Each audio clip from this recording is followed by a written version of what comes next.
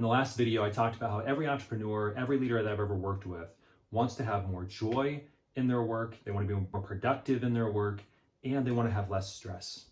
Now, I mentioned that there is a 5-minute exercise that you can engage in at the end of each day that if you take the time to do this, it will dramatically impact how you show up the following day in those 3 important areas. Before I get into what that is, I just want to give the backdrop for where this came from. There was a Harvard psychologist who had done thousands of hours of research into the topic of gratitude. Now, even when I say the word gratitude, many of you probably immediately want to tune me out because let's be honest, gratitude is a topic that's been overdone in recent years. But stick with me just for a few more minutes here. In his research of gratitude, he talked about how most people are familiar with the idea of writing down 3 things you're grateful for at the end of or the beginning of each day.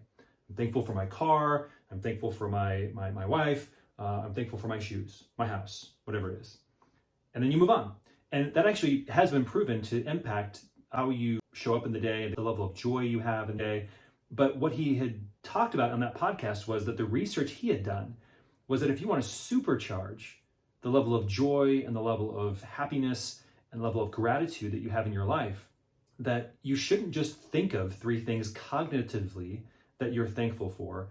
What actually makes the most significant difference is replaying 3 moments from your day in your brain. Think of your day like a video footage. If your entire day was videotaped and you could rewind and fast forward and look for 3 moments in the day where you were grateful for that moment. Now, by the way, that moment could be as simple as walking outside and the sunshine being on your face. It could be as simple as a hug from a loved one.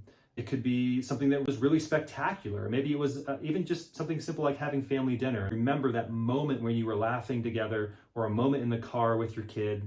But looking through the day and replaying it in your mind, what are 3 moments in time that I was grateful for today? And actually experiencing that emotion again of how that felt and oftentimes bringing a smile to your face. Taking the time to do that and looking for 3 of those moments through the day exponentially increases the level of gratitude and joy and happiness that you have throughout your day.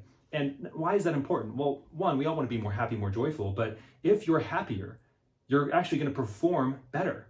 You'll be a better leader for your team. That's key number 1 of this 5-minute exercise, is to think through what are 3 moments in my day that I'm grateful for and replay those in your mind.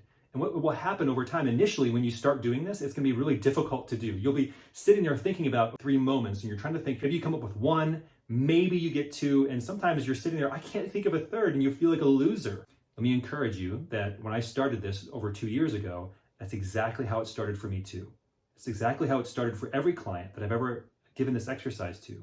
But what will happen over time is your brain will form new pathways neurologically, and it'll get easier and easier for you to find these moments. In fact, you'll even notice those moments as they happen. I had one this morning with my daughter in the car. I just looked at her for a minute and I could feel that gratitude already in my heart for her.